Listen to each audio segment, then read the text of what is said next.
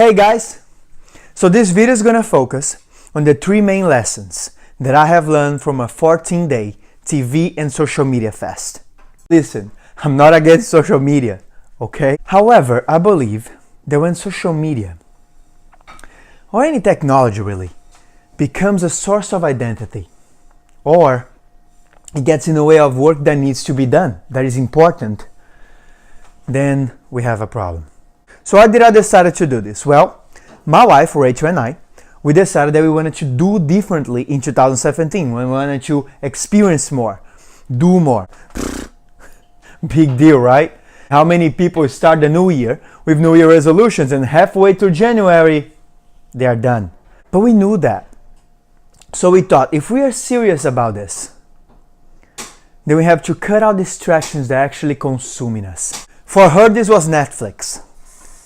Netflix was consuming too much of her time. She would come back from work, turn it on. All of a sudden, it was time to go to bed. And then she would wake up, go to work again, and the cycle would repeat itself. For me, it was social media.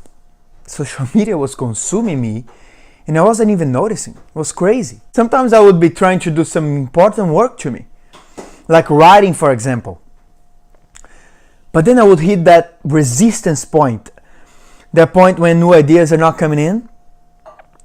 And then all of a sudden, without noticing, I would have my phone in my hand and I would just be scrolling through social media.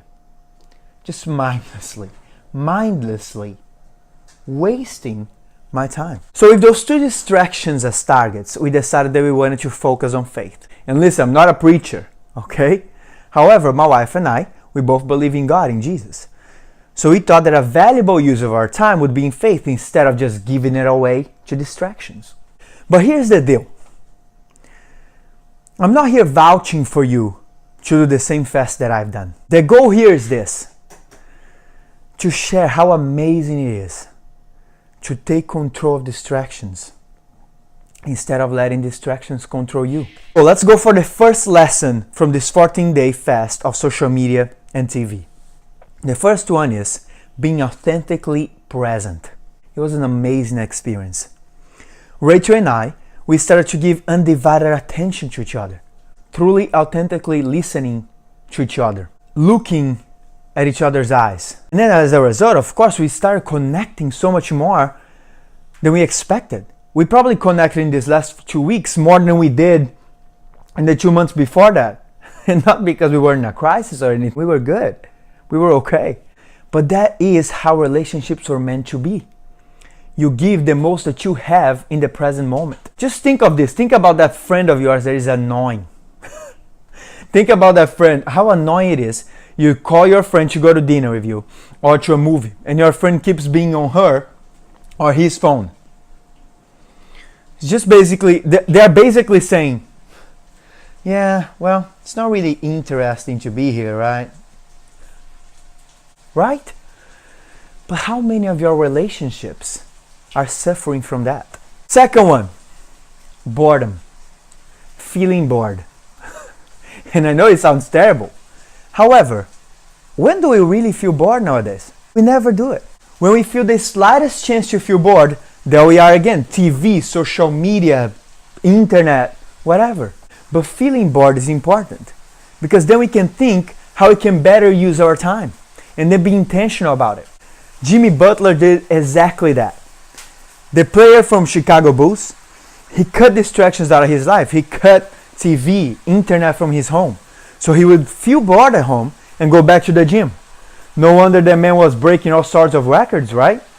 And the third one, which is the most important one for me. Our sense of gratitude is extremely affected by how much distractions consume you. How can you be grateful for what is happening in your life if your eyes, your minds, and your heart are not present? How can you be grateful for a meal, for example, if you don't even bother looking at the plate? Fork on one hand, phone on the other. And that is so important. Gratitude is described as the most powerful human emotion. An article from Forbes magazine says that it's scientifically proven that gratitude improves physical and psychological health. Quality of sleep. It makes us feel more sympathetic towards others. It decreases aggression and so many more benefits. So the question now is this: what do you have to control right now so you can be more present and give the right value to the people and the moments that are happening? What do you have to control right now so you can feel bored and actually do what it needs to be done, what really matters?